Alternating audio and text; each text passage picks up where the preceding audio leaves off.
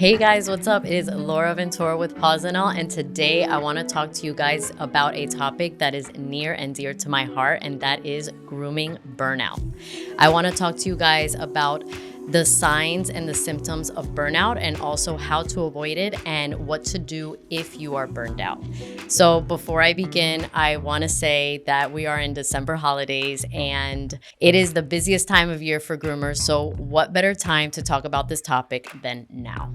I also want to let you guys know that I encountered burnout. I burnt out the first year and a half of my business of Pawz and All.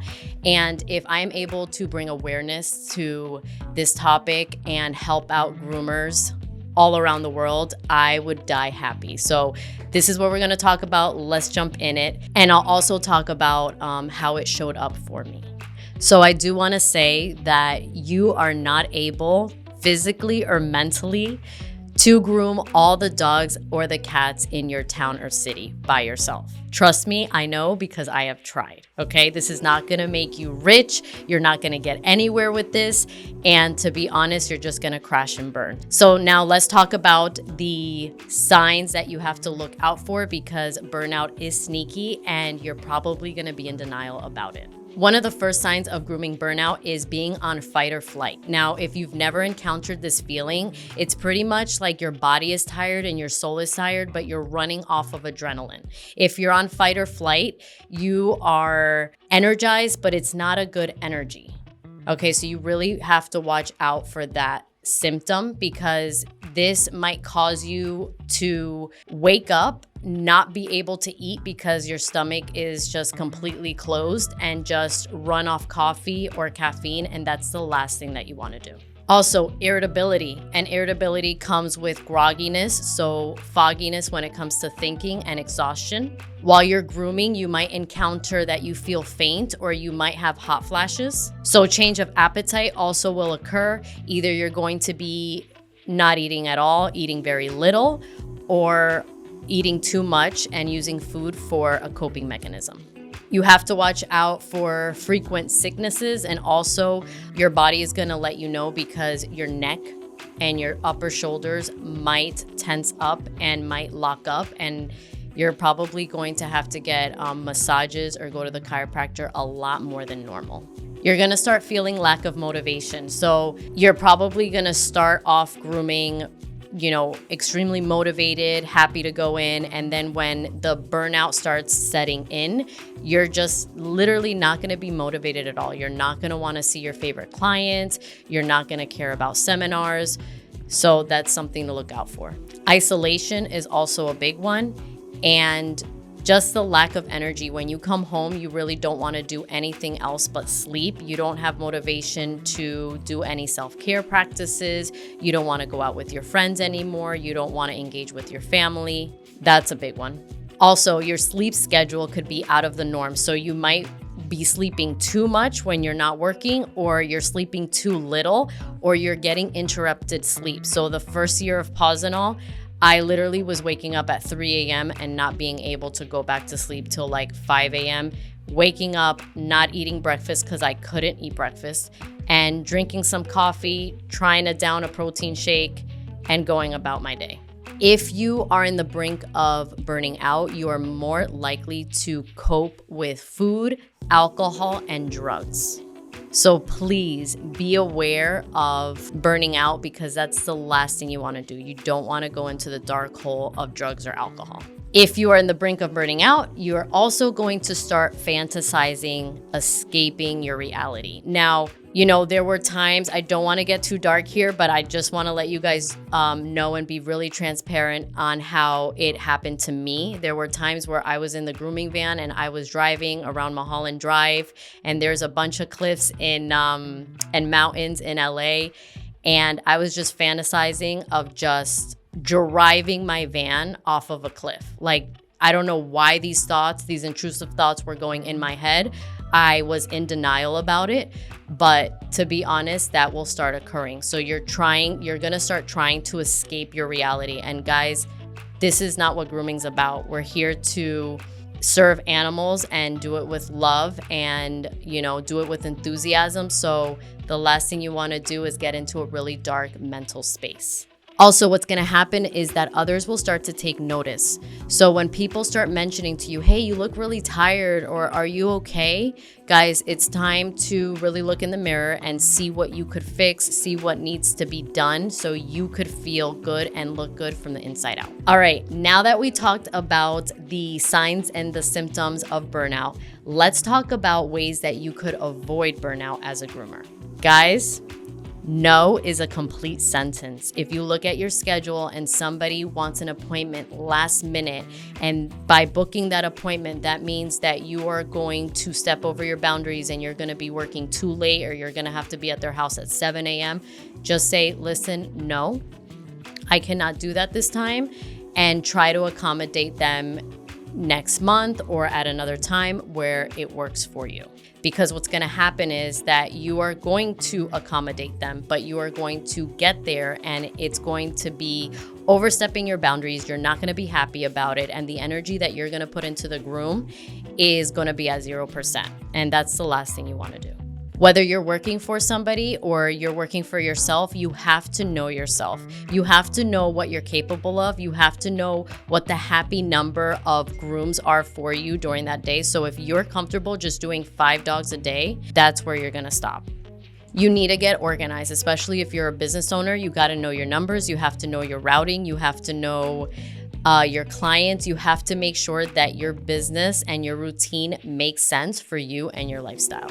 Guys, I know you've heard this so many times, but it is so important. You have to have a solid morning routine. Now, me, I'm not a crazy morning person. I'm not a 5 a.m.er, okay? I wake up from 7 to 7:30. I have to have breakfast every morning, so I cook breakfast every morning, and I sit down and I drink my coffee and I meditate and I'm in silence. At 9 to 9:30, I roll up with the grooming van and I am happy as can be to groom a dog. So you really have to get to know yourself, create a morning routine that works for you, and stick to that. Groomers, fuel your body correctly. We are not machines, okay? We are not robots. I wish I was a machine. I wish I could just not eat and just go about my business. But to be honest, fast food isn't gonna cut it. Caffeine isn't gonna cut it. Those Red Bulls aren't gonna cut it.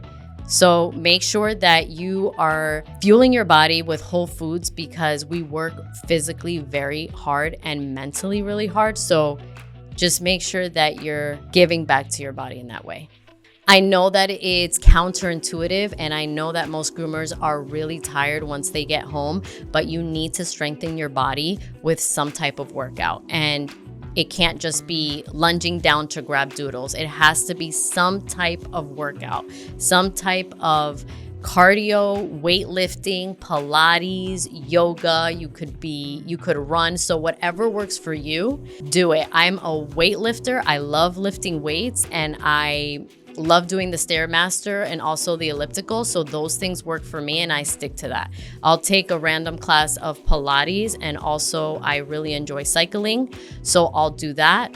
But really, again, get to know your body, get to know you, and make time to work out at least 3 to 4 times a week. If you're too tired when you come home from work, try to work out in the morning. It's always amazing to work out in the morning. I have more energy to work out at night, but I know some people love to start their day that way. Once you have a schedule that works for you, you have to respect your own boundaries. So if you are a business owner and you say, hey, I am not working Saturday and Sunday, you don't have to give anybody an explanation why you're not working Saturday and Sunday. You run your own business, you make your own schedule, and you need to stick to that. Because if you do book a dog on every Saturday after saying to yourself that you're not working every Saturday, you're not going to be really happy about it. So energy exchange is real, and you do not want to go up to a client's house to groom a dog with bad energy, because you did that to yourself when you said you weren't going to work on Saturdays. If you work for somebody and you really want to take Sundays off, because let's say Sundays are really important for you, and you have family time on Sundays and you go to church on Sundays, guys, find an employer that will work with you on that. Okay, maybe you could work 1 Sunday a month and have the other 3 or 4 off. There's options. Just understand yourself at the end of the day.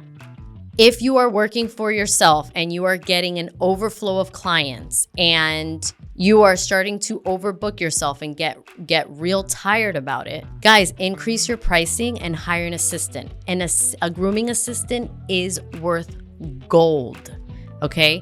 They could help you out with cleaning, with bathing, drying, brushing, handing your tools over, disinfecting between grooms. If you're a mobile groomer, they can help you drive. And also mentally, it's a great way to just have somebody there to talk to if you need it. This one's really important, and it's investing in good equipment. You got to make sure that you are sharpening your tools and you're getting the best equipment out there for your hands and for your body. There are so many amazing clippers and scissors that are going to make your job so much easier.